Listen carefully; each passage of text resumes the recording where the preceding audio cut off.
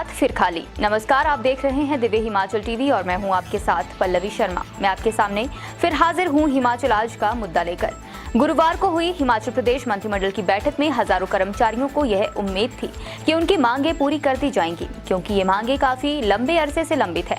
मगर इस बैठक में कर्मचारियों के लिए कोई भी बड़ा फैसला नहीं लिया गया, जिससे कर्मचारियों में रोष भी पनपने लगा है।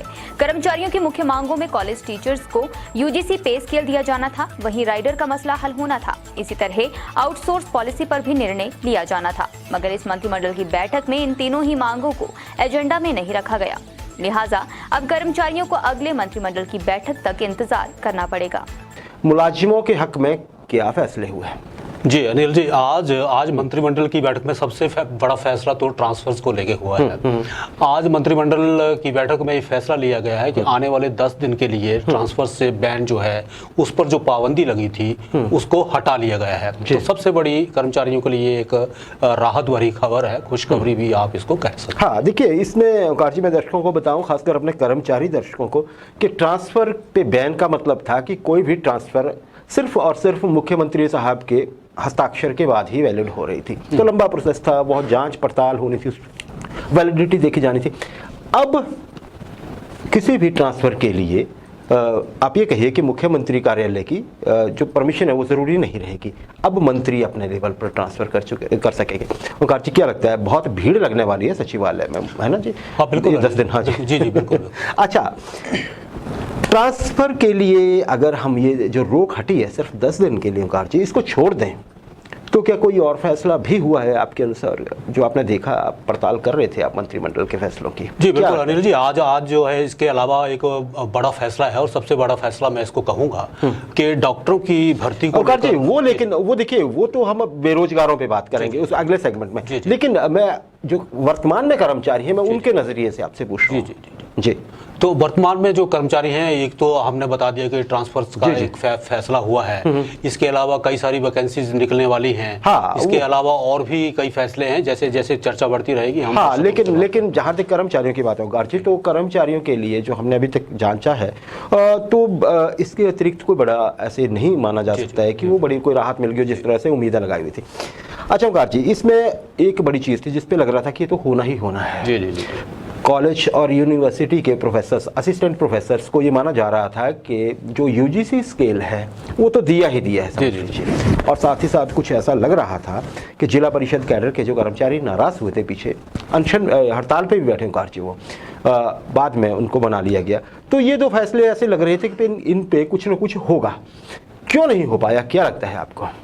बिल्कुल अनिल जी, बड़ा एक तरह से चौंकाने वाला है कि यूजीसी पे स्केल को जितने भी कॉलेज टीचर्स थे वो महीने भर से हड़ताल पे हैं और उनके बारे में कुछ भी फैसला नहीं लिया गया। और इसी बीच जो है सरकार ने आश्वासन उनको दिया था कि आप हड़ताल छोड़िए और अपने कॉलेज में जो है लेक्चर अटेंड कीजिए और बच्चों की पढ़ाई जारी रखिए।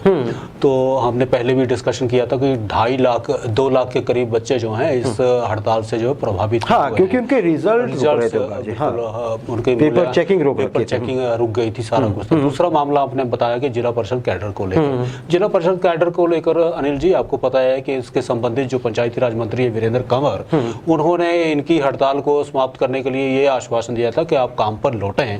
तो 14 दिन की हड़ताल इन्होंने छोड़ी और काम पर लौट आए और काफी इन्होंने खुशी भी व्यक्त की, सरकार का धन्यवाद भी किया कि शायद हो जाएगा। पर आज के मंत्रिमंडल ने सबको चौंका दिया है कि ना तो यूजीसी पे कुछ हुआ और ना ही जिला परिषद कैडर को पंचायती राज में उनके विलय को लेकर कोई फैसला हुआ। जी, कोई फैसला नहीं हुआ। हालांकि देखिए ओंकार जी, इसमें ये तो माना जा सकता है कि चलिए जिला परिषद कैडर का भी नया आंदोलन खत्म करवाया सरकार ने, इसमें थोड़ा समय लग सकता है, मंत्रिमंडल की बैठकें तो अभी और भी होती रहेंगी।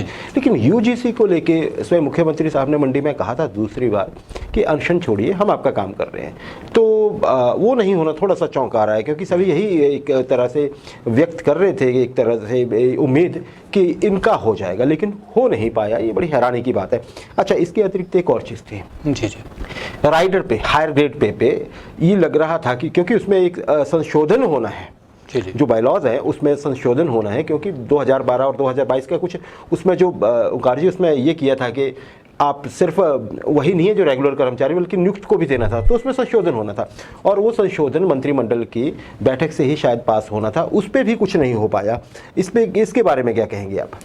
बिल्कुल, ये भी सरकार ने एक तरह से आश्वस्त किया था, क्योंकि पिछली जो बैठक हुई थी मंत्रिमंडल की, उसमें ये बिल्कुल स्पष्ट हो गया था। एक छोटा सा आप समझिए कि औपचारिकता उसमें रहती थी, तो उस औपचारिकता को भी इस मीटिंग में हो जाना चाहिए था, वो भी नहीं हो पाया। इसके अलावा एरियर की भी हम बात करें तो एरियर पे भी सरकार ने कोई फैसला नहीं लिया है। हालांकि दोनों ही ये जो एजेंडा है ये कर्मचारियों की प्रायोरिटी में है, ये बिल्कुल दोनों चीजें बिल्कुल प्राथमिकता में रखे गए थे। पर आज अगर नहीं हुआ है कुछ, तो उम्मीद हम यही कर सकते हैं कि अगली बैठक में शायद इस चीज को जो है एजेंडे में ले लिया जाए। जी जी, उम्मीद पे दुनिया कायम है ओंकार जी। और हम पहले ही बार बार कह चुके हैं, धन सरकार देना तो चाहती है, देगी भी, लेकिन धन का इंतजाम पहले करना होगा। अच्छा ओंकार जी, आउटसोर्स कर्मचारी भी तो मायूस होंगे, क्या लगता है आपको? सब कमेटी की एक बैठक हुई थी, हमने कल भी अपने कार्यक्रम में चर्चा की थी कि देखिए बहुत कम संभावना है कि आउटसोर्स पे आज की बैठक में कुछ होगा। वो इसलिए क्योंकि ये पहले से विदित है कि इसी महीने एक मीटिंग होनी है, जो फाइनल मीटिंग होगी, जो सब कमेटी है 3 मंत्रियों की। तो ओंकार जी, वो क्या उनको मायूस होना चाहिए? अभी ये रखना चाहिए कि ये उम्मीद रखनी चाहिए कि मंत्री वो जो बैठक है सब कमेटी की वो जल्दी हो जाए? आउटसोर्स कर्मचारियों के लिए क्या कहेंगे आप? बिल्कुल अनिल जी, आज जब मंत्रिमंडल की बैठक हुई तो उसके बाद जो आउटसोर्स पॉलिसी के जो लाभार्थी हैं होने हैं, तो उनके ओर से जो हमें रिएक्शन आया उसमें नाराजगी और थोड़ी सी निराशा जरूर हमें नजर आई है। क्योंकि हालांकि आउटसोर्स पॉलिसी का इस मंत्रिमंडल की बैठक में एजेंडा नहीं लाया गया था। बिल्कुल सही। तो उसमें ये कहा गया था कि कैबिनेट की जो सब कमेटी है जिसके अध्यक्ष महेंद्र सिंह ठाकुर हैं, तो वो जो है एक तरह से और बैठक जो है सब कमेटी की लेने वाले हैं। तो उसमें थोड़े बहुत जो बिंदु हैं उन पे चर्चा होगी, तो उसके बाद जो है जैसे ये चर्चा पूरी हो जाएगी, पूरे उनके पास जो पॉइंट्स आ जाएंगे, तो उसके बाद जो है अगली कैबिनेट की बैठक में इस मुद्दे को रखा जाएगा। उम्मीद है, हम ऐसा कहेंगे ओंकार जी कि उम्मीद है। देखिए हम ऐसा नहीं कह सकते हैं कि हो ही जाएगा, क्योंकि ये किसी को पता चल नहीं रहा है, सरकार की तरफ से कोई सूचना आ भी नहीं रही है, और कई बार तो सूचना जो होती है उस पर भी काम नहीं हो पाता है। वजह क्या है? वही कि पैसा शायद।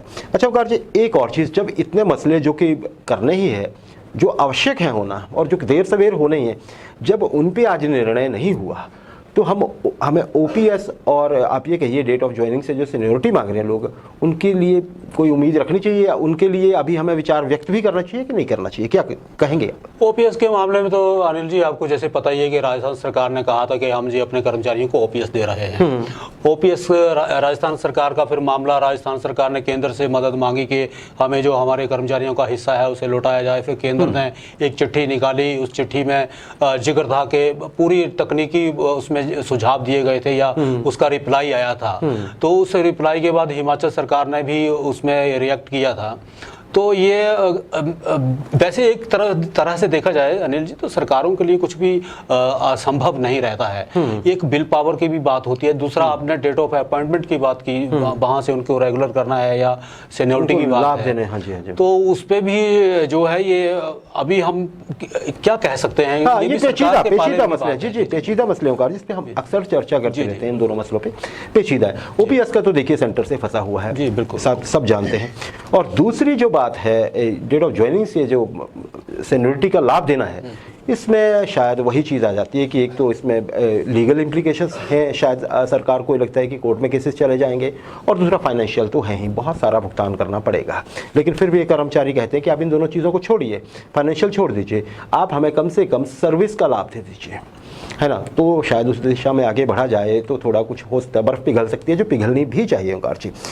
अच्छा, एक और चीज़, ये कर्मचारी ओंकार जी, बाकी सारे भी कर्मचारी हैं, बहुत से कर्मचारियों को उम्मीद थी, पंचायत चौकीदार थे या फिर पंचायत वेटरनरी सहायक थे, है ना, ये आप ये कहिए न्यायालय के कर्मचारी हैं, वो भी चाहते थे। बहुत सारे ऐसे वर्ग हैं, आप नाम लीजिए बस, है ना। बहुत से लोगों का हम नाम नहीं ले पाते हैं समय के अभाव में, अभी किसी के विषय में फैसला नहीं हो पाया है।